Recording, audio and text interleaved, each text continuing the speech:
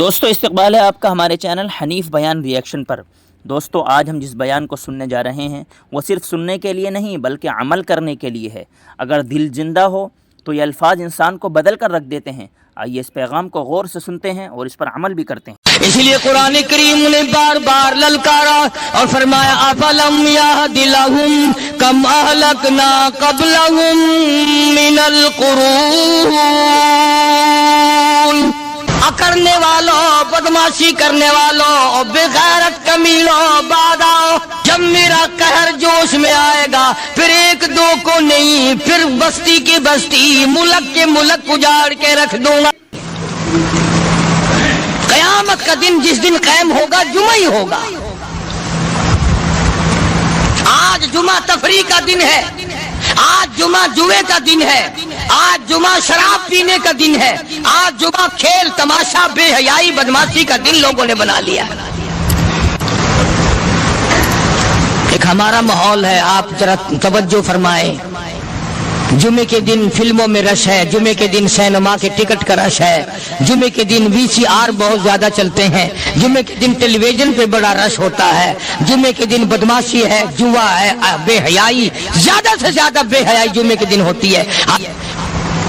حالانکہ حضور کریم صلی اللہ علیہ وسلم نے فرمایا جمعے کے دن ایک گھڑی ایسی آتی ہے جو مانگو وہی ملتا ہے، جس حال میں کچھ کوئی مشغول ہوگا وہی اس کی زندگی کا مستقل ذریعہ بن جائے گا۔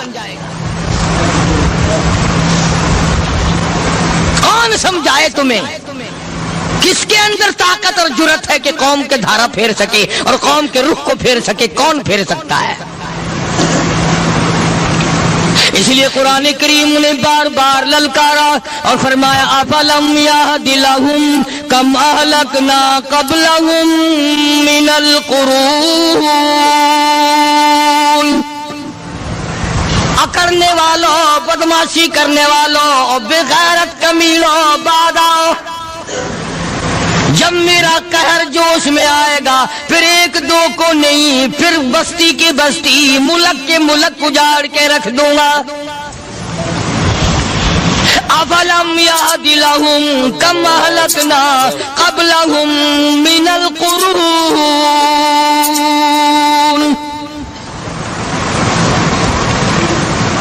میں نے قرن کے قرن اجاڑ دیے، میں نے روئے زمین کے مالک اجاڑ دیے، میں نے ملکوں کے بادشاہ اجاڑ دیے، میں نے وزیر اعظم اجاڑ دیے، میں نے گورنروں سے بھیک کے ٹکڑے منگوا دیے۔ میں وہ خدا ہوں وتعز من تشاء وتذل من تشاء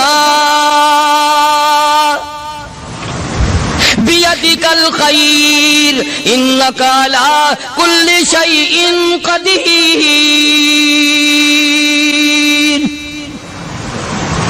سارا نظام میرے ہاتھ میں ہے، تبارک الذی بیدہ الملک، برکتیں میرے پاس ہے، رحمت میرے پاس ہے، خیر میرے پاس ہے، بھلائی میرے پاس ہے، سلامتی کے خزانے میرے پاس ہے، امن کے خزانے میرے پاس ہے۔ وہو علی بیدہ الملک، ملک میں راج میرا، وہو علی کل شیء قدیر۔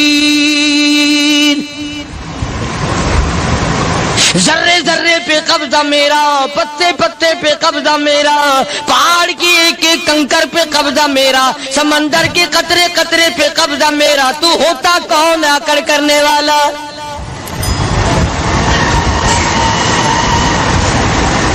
غور نہیں کرتے، سوچتے نہیں ہیں کہ کلام الہیہ ہمیں کیا بتانا چاہتا ہے۔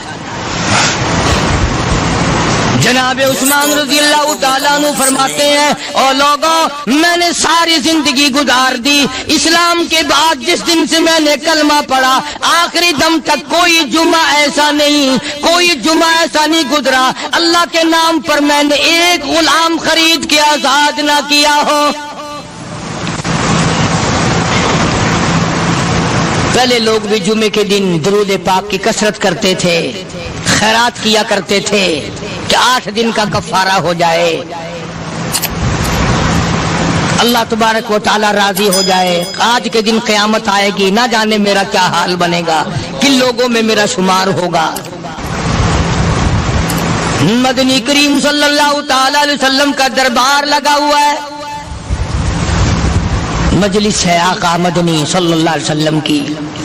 وہ کتنے مقدروں والے جوان تھے جو اپنے محبوب صلی اللہ علیہ وسلم کی مجلس میں بیٹھتے تھے. وہ کتنے خوش بخت اور خوش نصیبے والے لوگ تھے جو اپنے آقا کے سامنے بیٹھتے تھے. حضور کریم صلی اللہ علیہ وسلم نے فرمایا مجھے 3 چیزوں سے بڑی محبت ہے, 3 چیزیں بڑی پیاری لگتی ہیں, 3 چیزیں دنیا میں بڑی مرغوب ہیں مجھے. فرمایا ایک نماز میری آنکھوں کی ٹھنڈک ہے. سرکار کی پسندیدہ بات سنو, فرمایا نماز میری آنکھوں کی ٹھنڈک ہے. جو نماز پڑھتا ہے وہ میری آنکھوں کو ٹھنڈا کرتا ہے, جو نماز نہیں پڑھتا کیا مطلب, وہ مجھے رنج دیتا ہے. اور جامع ترمذی میں ایک حدیث موجود ہے, ارشاد ہے حضور کریم سب کہہ دو صلی اللہ علیہ وسلم کا, فرمایا کہ ہر پیر کے دن, ہر جمعرات کے دن ہر امتی کا نامہ اعمال میرے سامنے پیش کیا جاتا ہے. ہر امتی کا اعمال نامہ سرکار کے سامنے کر دیا جاتا ہے. تیرے فلاں امتی کا یہ عمل ہے. ذرا مسجد میں بیٹھے ہو, قبلے کی طرف منہ کیے بیٹھے ہو, لوگوں سوچو تو صحیح ہمارے اعمال نامے دیکھ کر آقا کو کتنا رنج ہوتا ہوگا. ہمارے کردار دیکھ کر, ہماری روسیائی کو دیکھ کر آقا کو کتنا رنج پہنچتا ہوگا صلی اللہ علیہ وسلم. ارے ہم نے حضور کی ذات اقدس کو رنج پہنچایا, پریشانی پہنچائی, تکلیف پہنچائی. پرواہ نہیں کرتے نمازوں کی, نوجوان بھی بوڑھے بھی حج کر کے بھی نماز پڑھتے لوگ. اور اب تو ویسے بھی دانا بینا لوگ ہیں. تو آپ نے ارشاد فرمایا کہ میری آنکھوں کی ٹھنڈک نماز میں ہے. 3 چیزیں مجھے پیاری ہیں پوری دنیا میں, 3 چیزیں پسندیدہ ہیں میری. سب سے پہلی فرمایا نماز میری آنکھوں کی ٹھنڈک ہے. قرۃ عینی فی الصلاۃ او کما قال النبی صلی اللہ علیہ وسلم. فرمایا جس آدمی, جس امتی کا یہ دل کرے کہ میں نبی کی آنکھ ٹھنڈی ہو, اسے چاہیے کہ نماز پابندی سے پڑھے. دوسرا فرمایا وفادار عورت مجھے بڑی پسند ہے. حضور کریم صلی اللہ علیہ وسلم نے فرمایا وفادار عورت, ہائے ہائے ہماری ماؤں سے زیادہ وفادار کون ہوں گی. جناب عائشہ صدیقہ رضی اللہ تعالیٰ عنہ فرماتی ہیں کالی کملی والے کے گھر میں 3 مہینے چولہے میں آگ نہیں جلتی تھی.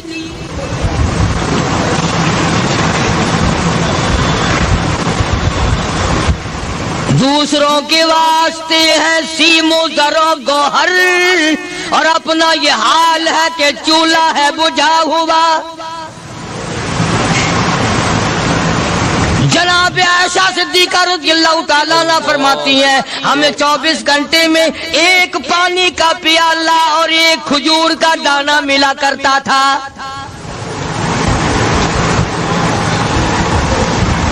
کبھی اپنی ماہوں کی خوراک تو دیکھو, خرچہ تو دیکھو. اور اگلی بات سنو تو حیران ہو جاؤ. جناب عائشہ صدیقہ رضی اللہ تعالیٰ عنہ فرماتی ہیں اس پیالے اور کھجور کی قدر بھی تب ہوئی جب وہ بھی نہ ملی. پیسوں کو برباد کرنے والوں, بے قدری کرنے والوں, ذرا سوچو تو صحیح کہ کیا گھر ہے محمد عربی سب کہہ دو صلی اللہ علیہ وسلم کا. اسی گھر سے خیر و برکت ملی صحابہ کرام کو, لیکن دنیا نہ تھی, بلڈنگ نہ تھی, کوٹھی نہ تھی, بنگلہ نہ تھا, چہل پہل نہ تھی. اچھا ایک بات اور آج یاد کر کے لے جاؤ, یہ تو مجبوری ہوئی نا, یہ تو ایک مجبوری ہوئی, پریشانی ہوئی, محتاجی ہوئی کہ پانی کا 1 پیالہ اور 1 کھجور کا دانہ ملتا تھا. اور اگلی بات سنو تو حیران ہو جاؤ. مجبوری اور چیز ہے, اختیار سے کرنا اور چیز ہے.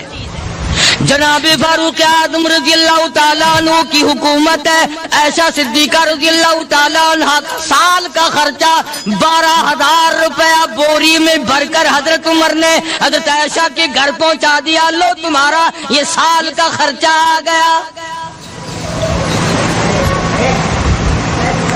سال کا خرچہ حضرت عمر رضی اللہ تعالیٰ عنہ نے جناب عائشہ صدیقہ رضی اللہ تعالیٰ عنہ کے پاس بھیجا. اتنا بڑا بورا بھر کر آیا. اللہ غنی، بجائے خوش ہونے کے، بجائے مچلنے کے، بجائے فخر کرنے کے، اپنی خادمہ سے فرمانے لگی، حضرت عائشہ خادمہ سے فرمانے لگی، میں نے تو اپنے محبوب صلی اللہ علیہ وسلم کے پیٹ پہ پتھر دیکھے، میں نے تو کالی کملی والے کو فاقے کرتے دیکھا. خادمہ سے فرمانے لگی، اس بوری کے اور میرے درمیان میں کپڑا لٹکا دے، میری آنکھ دیکھنا گوارا نہیں کرتی، میری آنکھ دیکھنا بھی گوارا نہیں کرتی. اس نے کپڑا لٹکا دیا. اس کے بعد خادمہ سے فرمانے لگی، مدینے میں اعلان کراؤ، جس کو خیرات چاہیے وہ عائشہ کے دروازے سے آ کے لے جائے رضی اللہ تعالیٰ عنہ. سارے مدینے میں اعلان ہوگا، خیرات لینے والے آ جاؤ. شیئر ضرور کرے. ایک اور بات تھی اس وقت میں، ضرورت مند جاتا تھا، یہ نہیں کہ ٹیبک میں ہزاروں روپیہ پڑا ہوا پھر بھی مانگ کے کھانا ہے، جیب میں ہزاروں روپیہ پھر بھی مانگنا ہے، پلے سے نہیں کھانا. کہ جتنے بھیک مانگے ہیں نا، بھیک مانگنے والے، 1 کروڑ روپیہ دے دو، انشاءاللہ شام کو پھر بھی مانگے گا. اس کے مقدر میں بھیک مانگنا ہے. فرمانے لگی کچھ نہیں ہے. وہ خادمہ کہنے لگی کچھ نہیں ہے. اب وہ خادمہ کہنے لگی کہ اگر 1 ٹکے کا گوشت منگوا لیتی تو تم بھی اپنا روزہ کھول لیتی، گوشت سے میں بھی کھا لیتی. کیا جواب دیا اما عائشہ صدیقہ رضی اللہ تعالیٰ عنہ نے؟ فرمانے لگی، اب تانا دینے سے کیا فائدہ، تو نے اس وقت یاد کیوں نہیں دلایا؟ اس لیے میں نے یہ واقعہ سنا دیا کہ پہلی بات سن کر کے تو آپ لوگوں کے دل میں بھی یہ بات آئی ہے نا کہ جی مجبوری ہے، چوری تو وہ کرنے سے رہی بیچاری. پریشانی جو ہوئی، غربت جو ہوئی، تنگی جو ہوئی، چلو پانی کا پیالے پہ گزر کیا. اور نہیں، یہ حضرات اختیاری بھی فاقہ کرتے تھے. اب 12,000 آیا اور افطار کرنے کے لیے چھچوا رہے، کھجور بھی نہیں. اور ہم تو خدا جانے کب کب تک کا انتظام سوچتے ہیں، پوتے پوتیوں تک کا انتظام جب تک نہ کر لیں اور اولاد در اولاد تک کا انتظام نہ کر دیں، اس وقت تک ہماری تسلی تو ہوتی نہیں. اسی کو مجذوب نے بڑے عجیب طریقے سے سمجھایا، کہتا ہے کہ آنے والی کس سے ٹالی جائے گی، آنے والی کس سے ٹالی جائے گی، اور جان ٹھہری جانے والی جائے گی، روح رگ رگ سے نکالی جائے گی، تجھ پہ ایک دن خاک ڈالی جائے گی. تیرے رشتہ دار عزیز اقربا دھڑا دھڑ مٹی پھینک کے ایسے آئیں گے گویا تجھے پہچانتے بھی نہیں. بڑی بڑی عجیب باتیں کہی مجذوب علیہ رحمت نے. اللہ کی رحمت نازل ہو اس کی قبر مبارک پہ، آمین کا. کہتا ہے سب کی سب ہیں راہ روے کوئے فنا، سب چل رہے ہیں فنا کی طرف. اب یہ جو ہم لوگ بیٹھے ہیں نا، خوش ہو رہے ہیں، میری 50 سال عمر ہو گئی، میری 60 سال عمر ہو گئی، میری 40 سال عمر ہو گئی، میری 30 سال کم عمر ہو گئی. اور اصل بات ہمارے دماغ میں، اور اپنے آپ کو آخرت کے لیے جس قدر ممکن ہو سکے تیاری کریں. آج کل بڑی رات ہے، سویرے اٹھو، کم سے کم صبح و شام ہر آدمی 1 تسبیح درود شریف کی، 1 تسبیح استغفار کی، اور 1 تسبیح تیسرے کلمے کی. یہ تو کم سے کم ہو ہی جائے. بکواس کرتے سو جاتے ہیں، بکواس کرتے اٹھ جاتے ہیں. بلا ہے کوئی زندگی کا معاملہ؟ اللہ سے معافی مانگتا سو جا اور معافی مانگتا اٹھ جا. خدا کی قسم اللہ کا دریائے کرم جوش میں آئے. تو یہ ساری چیزیں میں نے اس لیے عرض کی تو وقت پورا کرنے والا حساب نہیں کہ نہ جانے کس کو توبہ کی توفیق ہو جائے. کم سے کم ان 3 تسبیحوں کو ہر مرد عورت لازمی پکڑ لے. 1 تسبیح درود شریف کی، 1 تسبیح سبحان اللہ والحمدللہ ولا الہ الا اللہ واللہ اکبر ولا حول ولا قوۃ الا باللہ العلی العظیم، اور 1 تسبیح استغفر اللہ الذی لا الہ الا هو الحی القیوم واتوب الیہ، یا استغفر اللہ ربی من کل ذنب واتوب الیہ، اور 1 تسبیح درود شریف کی اللہم صلی علی سیدنا مولانا محمد محمد وعلی آل سیدنا مولانا محمد مبارک وسلم وصلی علیہ۔ جب ایک مرتبہ درود بندہ پڑھے گا 10 بار اللہ کی رحمت آئے گی، 10 گناہ معاف ہوں گے، 10 درجے بلند ہوں گے، 10 خطائیں معاف کر دی جائیں گی۔ تو کتنا بڑا اجر ہے۔ خصوصاً بوڑھوں کو چاہیے کہ وہ گپوں میں اپنا وقت خراب نہ کریں۔ خدا کی قسم قبر میں جانے کے بعد تجھے ایک سانس کی مہلت ملے گی۔ پر مجھے اس بات کا افسوس ہے کہ آپ لوگ پورا مضمون سننے کی کوشش نہیں کرتے، بلکہ بعض لوگ بالکل اخیر میں سر سے، ایک ہے جمعے کی فضیلت حاصل کرنا، ایک ہے جمعہ پڑھنا، ایک ہے سینوں نہانا، اس میں بڑا فرق ہے۔ ایک ہے سر سے اتارنا اور ایک ہے اس کی فضیلت کا حاصل کرنا۔ حدیث پاک میں آتا ہے کہ جمعے کے دن فرشتے دروازے پہ کھڑے ہو کر کے حاضری لگاتے ہیں۔ ہاں، اللہ صاحب مل کی ٹیکسٹائل مل کی حاضری کا تو پتا ہے، مسجد کی حاضری کا کوئی پتا نہیں۔ اگر دیر ہو جائے تو وہ گیٹ کیپر واپسی کر سکتا ہے، اگر دیر میں آیا تو یہ فرشتہ نہیں کہتا، لانتی ہوا پیچھے سے۔ بہت مدت کی بات ہے، علامہ یوسف بن نور رحمۃ اللہ علیہ زندہ تھے، میں کراچی تھا، تو حضرت نے مجھے فرمایا کہ جمعہ ہمارے یہاں پڑھا دو اب کے۔ میری والی وہ جمعہ پڑھاتا تھا ان دنوں میں۔ تو میں جب گیا تو ہم ایک چھوٹے سے دروازے سے داخل ہونے لگے۔ ایک پٹھان کہنے لگا پرلے دروازے سے چلو، میں بھی ادھر سے جاتا ہوں۔ میں نے کہا کیوں؟ کہنے لگا فرشتہ ادھر رجسٹر لیے کھڑا ہے، تم ادھر سے گھس جاؤ گے تمہارا حاضری نہیں لگے گا۔ وہ کہنے لگا فرشتہ بڑے گیٹ پہ کھڑا ہے، ادھر چلو۔ تو کم سے کم اس پٹھان کا تو یہ عقیدہ ہے کہ فرشتہ کھڑا ہے، اور تمہارا خیال یہ ہے کہ جمعے کے دن نہ فرشتہ ہے نہ خدا ہے، کوئی بھی نہیں ہے۔ اس لیے سیرت النبی صلی اللہ علیہ وسلم کا عنوان شروع ہوگا، وقتی آؤ پورا مضمون سنو تاکہ لطف آئے، دل و دماغ بنے۔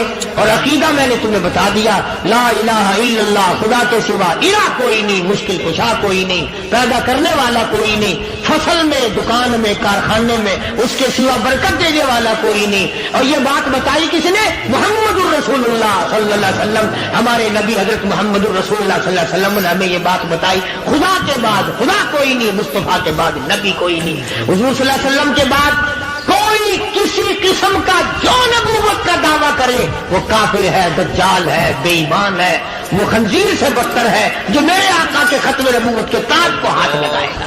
فرمایا لہم قلوب لا یفقہون بہا، اللہ پاک جل شانہ فرماتے ہیں جس کا دل قرآن کریم سمجھنے کا عادی نہیں، لہم قلوب لا یفقہون بہا، جس کا دل قرآن سمجھنے کے لیے تیار نہیں، وَلَهُمْ أَعْيُنٌ لَا يُبْصِرُونَ بِهَا، جس کا کان اللہ کا قرآن سننے کے لیے تیار نہیں، أَمْ لَهُمْ آذَانٌ لَا يَسْمَعُونَ بِهَا، أَمْ لَهُمْ آذَانٌ يَسْمَعُونَ بِهَا، جس کا کان خدا کا قرآن سننے کو تیار نہیں۔ خدائی فیصلہ سنو، اللہ کے قرآن کا فیصلہ سنو، اللہ کے کلام کا فیصلہ سنو۔ جس کا کان میرا کلام سننے کے لیے تیار نہیں، جس کو میرا قرآن سن کے مزہ نہیں آتا، جس کو میرا کلام سن کے حلاوت نہیں آتی، جس کو میرا کلام سن کے لذت نہیں آتی، جس کی روح تازی نہیں ہوتی، جس کو لطف نہیں آتا، جس کو کیف نہیں آتا، جس کو سرور نہیں آتا، جو میرا قرآن سننے کو تیار نہیں، جو میرا قرآن آنکھوں سے دیکھنے کو تیار نہیں، جو میرا قرآن سننے سمجھنے کے لیے تیار نہیں، آؤ پھر خدائی فیصلہ سنو۔ فرمایا اولئک کالانعام،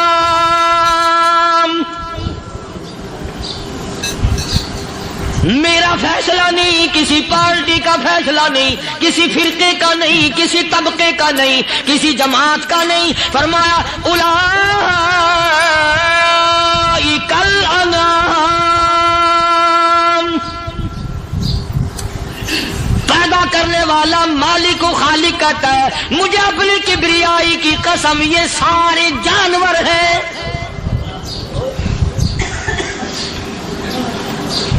یہ سارے کے سارے جانور ہیں، یہ درندے ہیں جو ایک دوسرے کو چیر پاڑ کر کھاتے ہیں، یہ درندے ہیں جو ایک دوسرے کا خون پیتے ہیں۔ فرمایا بل ہم اضل، جانوروں سے بھی بدتر۔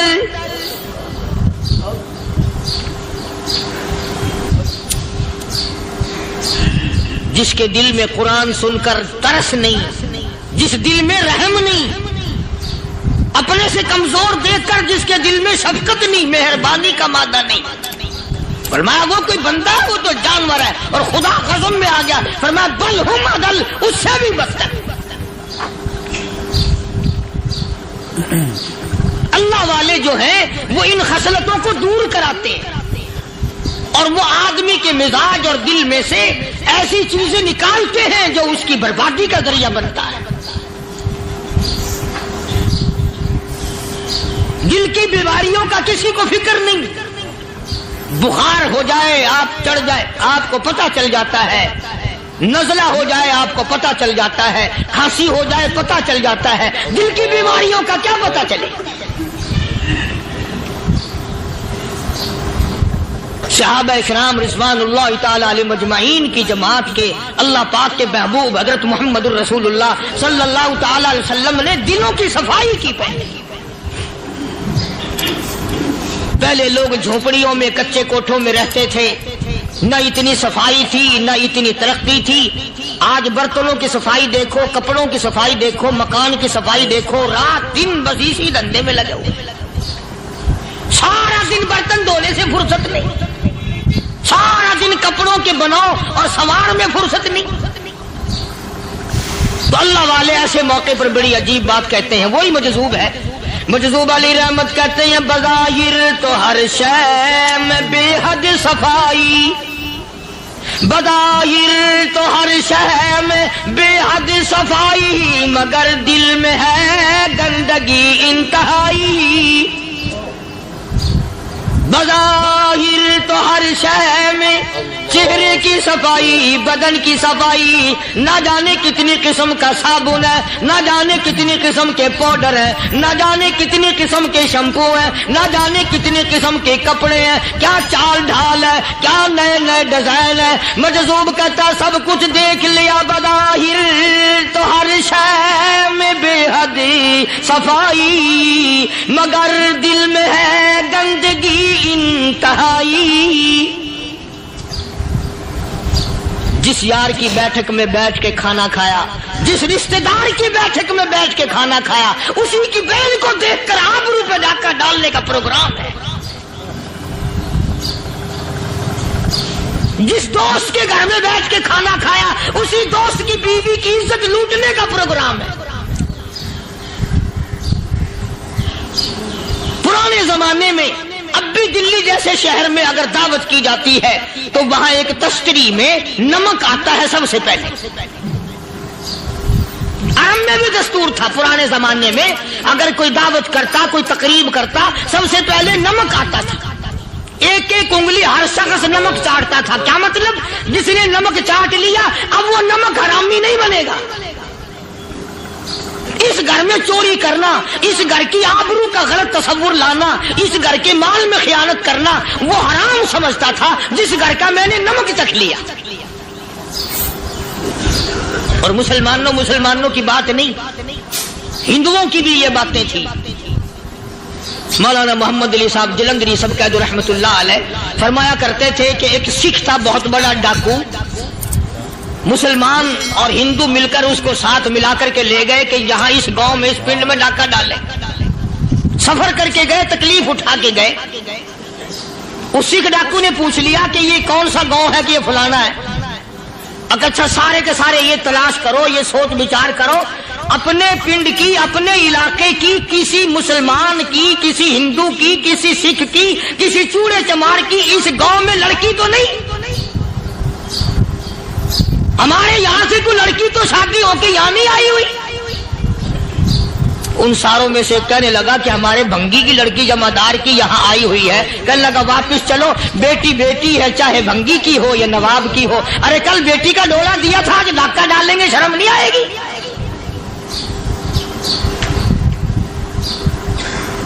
آج وہ تصور کہاں چلے گئے؟ اور ہم سب روتے پھرتے ہیں سکون نہیں، سکون نہیں، اطمینان نہیں۔ ارے اطمینان آئے گا کیسے؟ ہمارے دل بے ایمان ہے، نیتیں خراب ہے، آئے گا کہاں سے؟ صحابہ کرام رضوان اللہ تعالی علیہ مجمعین کی جماعت نے اس قدر اس بات پہ محنت کی اور کوشش کی کہ غلط لقمہ بھی پیٹ کے اندر نہ چلا جائے۔ چنانچہ میں علی الاعلان کہتا ہوں 1,29,000 صحابہ کرام، کالی کملی والے کے دیوانے اور پروانے، حضور کے یار جانثار، حضور کے ساتھ فاقہ کھانے والے، فاقوں مرنے والے، پتھر کھانے والے، اپنے بچوں کے ٹکڑے ہوتے ہوئے دیکھ کر لا الہ الا اللہ محمد الرسول اللہ کی صدا بلند کرنے والے صحابہ کرام کا یہ حال تھا۔ پیدل سفر کر کے جاتے تھے یہودی عیسائی، شام نکل گئے، فلسطین نکل گئے، ہندوستان آ گئے، 2 سال لگ جاتے تھے، اپنی جوان بیٹیوں کو مسلمانوں کے گھروں میں چھوڑ کے آ جاتے تھے۔ کبھی نگاہ نبوت نے جن کو رنگ دیا تھا، کبھی کسی صحابی پہ ذرہ برابر الزام نہیں لگا۔ ان یہودیوں کا، ان عیسائیوں کا یہ عقیدہ تھا کہ محمد صلی اللہ علیہ وسلم کے جو غلام ہیں ان کی نگاہ بھی پاک ہے، ان کے دل بھی پاک ہیں، ان کے ارادے بھی پاک ہیں، ان کے ہاتھ بھی پاک ہیں۔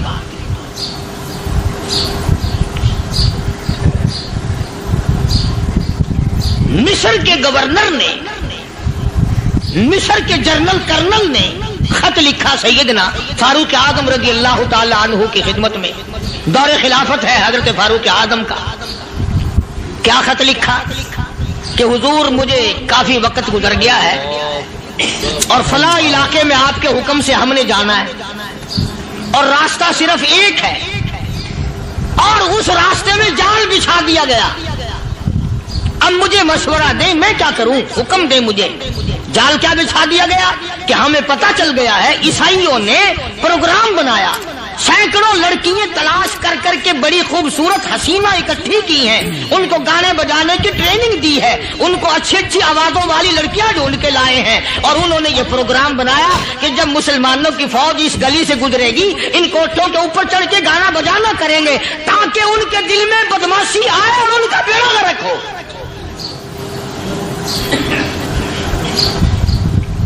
کبھی کافر کا یہ عقیدہ تھا کہ مسلمان کا دل بگڑا تو یہ گیا، اس کی نیت میں خرابی آئی اور یہ تباہ ہوا۔ جناب فاروق اعظم رضی اللہ تعالیٰ عنہ نے اسے یہ خط نہیں لکھا کہ تو قرآن پڑھا کر، تو نفل پڑھا کر۔ امیر المومنین خلیفۃ المسلمین سیدنا فاروق اعظم رضی اللہ تعالیٰ عنہ نے اپنے جنرل کرنل کو خط لکھا کہ اس میں لمبی چوڑی فکر کی کوئی بات نہیں، اس میں کوئی پریشانی والی بات نہیں، کوئی سوچ و بچار والی بات نہیں، سارے تیری فوج میں، تیری کمان میں مسلمان ہیں، سب کو اکٹھا کر لے، ساروں کو اکٹھا کر کے قرآن کریم کے سورۃ نور کی 2 آیتیں سنا دے۔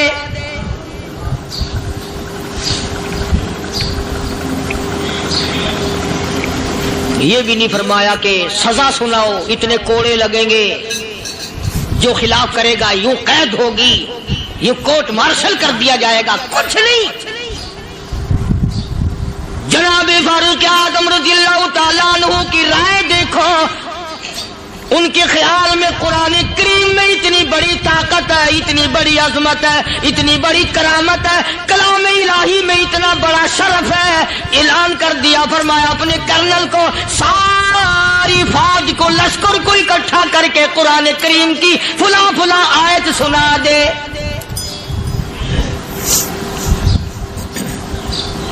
اور اس کے بعد بے دھڑک فوج کو، لشکر کو اسی راستے سے گزار کے لے جا، بے دھڑک لے جا۔ ہائے کبھی قرآن کی 2 آیتوں سے کام بن جاتا تھا، اب سارے قرآن سے میرا تیرا کام نہیں بنتا۔ قصور قرآن کا نہیں ہے، یہ میرا تیرا ہے۔ یہ تو اتنی وفادار کلام ہے، اتنی پاک کلام ہے، خدا کی قسم ہزاروں رجسٹروں کے گتے हजारों चाय के डब्बे, हजारों मिठाई के डब्बे, लाखों करोड़ों दवाइयों के डब्बे गंदे नालों पे, कूड़ियों पे, रूड़ियों पे पड़े हैं। और जिस गत्ते ने कुरान के साथ यारी लगा ली, खुदा की कसम कोई आदमी बगैर वुजू उस गत्ते को भी हाथ नहीं लगा सकता। हजारों नहीं लाखों कपड़े मार्केट में पड़े, पर जिस कपड़े ने कुरान से यारी लगा ली, जो कपड़ा जुस्दान बनकर कुरान पे चढ़ गया, लोग उसको भी चूमते हैं और चूमना चाहिए। यारो कपड़े ने कुरान से यारी लगाई तो कपड़ा अजमत वाला बन गया, गत्ते ने यारी लगा ली तो गत्ता बन गया। हजारों किस्म के कागजात रोजाना जलील होते फिरते हैं, जिस कागज पे कुरान लिखा गया वो अजमत पा गया, जिस स्याही से कुरान लिखा गया वो स्याही अजमत वाली बन गई। अरे अगर मुसलमान कुरान को अपने अंदर पैदा कर ले, उसकी अजमत को बसा ले, उसको अपना लाहे अमल बना ले, उसको अपने सर पे रख ले, तो क्या ये बंदा कुरान के साथ वफादारी करे तो कुरान क्या ख्याल है, कुरान बेवफाई कर देगा? यकीन नहीं, यकीन असल बात इत्काद की है। यकीन का तो यह आलम बना हुआ है कि अगर कोई चोरी का मामला हो जाए और किसी पर शुभ हो, अगर उसे कहो कि कुरान उठा दे तो देर नहीं लगाएगा, और अगर कहे कि फलानी खानगाह का कुंडा मार दे, कि ये काम मैं नहीं करता। खानगाह के कुंडे पे ईमान है, कुरान पे ईमान नहीं। उस पर यकीन है कि पीर अंधा कर देगा, और यहाँ यकीन नहीं कि जिस खुदा ने पैदा किया अगर मैंने झूठा कुरान उठाया तो वो बर्बाद कर देगा।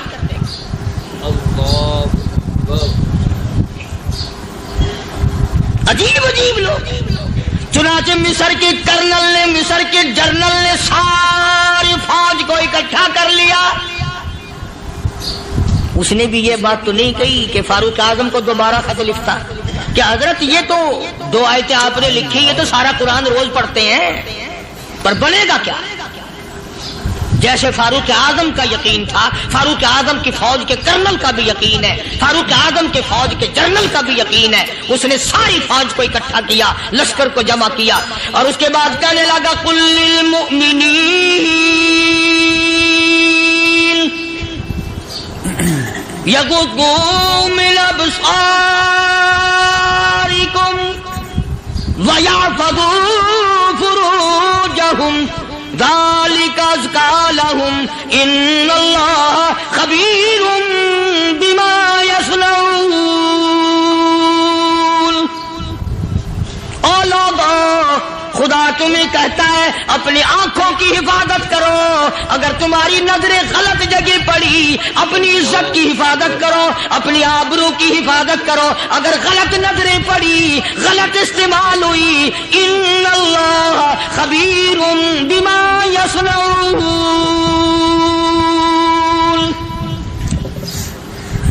अल्लाह पाक तुम्हारे साथ साथ है, वो हर चीज को देखता जाएगा, वो हर चीज तुम्हारी देखेगा। चुनाचे तारीख शाहिद है, इब्न हशाम ने लिखा है, इब्न खुल्दून ने लिखा है, और कई मुर्रिखीन ने लिखा है कि जब मुसलमान जर्नल ने, मुसलमान कर्नल ने अपनी फौज को कुरान की 2 आयतें सुनाई और इसके बाद हुक्म दिया चलो, तमाम का तमाम लश्कर चल रहा है। उधर ढोल बजा, धमाके बजे, गाना शुरू हुआ, गाना बजाना शुरू हुआ, सारी फौज निकल गई, सारा लश्कर चला गया। लड़कियों ने देखा कि ये तो खत्म हो गए, नीचे आवाज दे के कहने लगी और जाने वालों ये सारी फौज कई अंधों की फौज तो नहीं।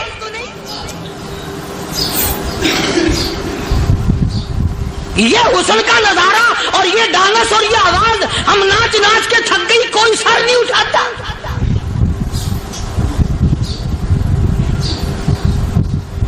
और आज देख लें आप,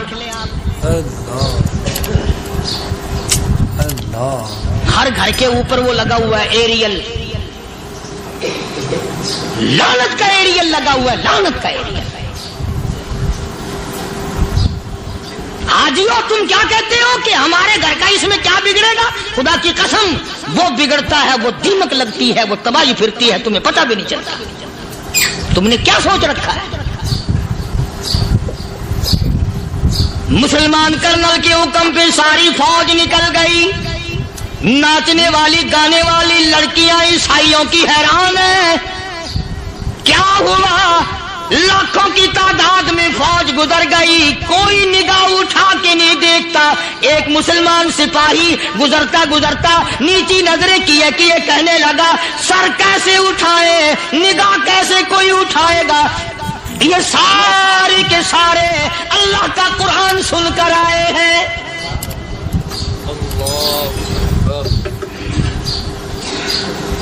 कैसे कोई निगाह उठाएगा, कैसे कोई सर को उठाएगा। ये सारे के सारे अल्लाह का कुरान सुनकर आए हैं। उनका अमल हुआ ना कुरान पे, उनके अमल का कितना बड़ा असर पड़ा।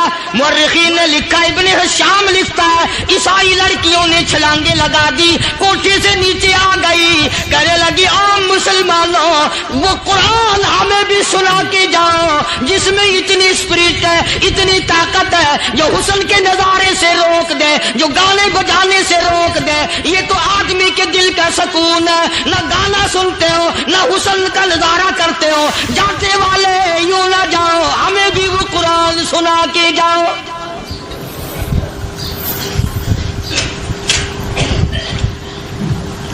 उस कुरान में कितनी बड़ी ताकत है, वो कितनी अजमत होगी उसमें, उस कलाम में कितनी बरकत होगी, जिस कलाम में ये तासीर है कि वो ऐसी ऐसी चीजों से रोक देता है। चुनाचे एक मुसलमान सिपाही चलता भी जाता है और कहने लगा, वकुल्लिल मुमिनीन वकुल्लिल मुमिनीन।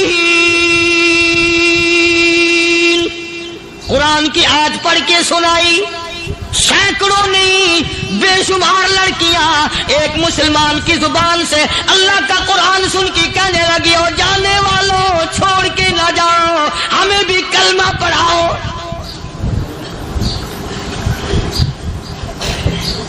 जितनी भी वो नाचने गाने वाली थी, तमाम की तमाम कलमा पढ़कर मुसलमान बन गई। और मुर्रिखीन ने लिखा है, आखिरी दम तक कुरान की शादाई और दीवानी बन के गुजरी है। फिर वो लड़कियां जो रात दिन हुस्न जमाल का पैकर बनी रहती थी, उलमा ने लिखा है, जब मौत आई, एक एक के बदन में, कपड़े लिबास में मौत आई तो 50-50 टाकी लगी हुई थी।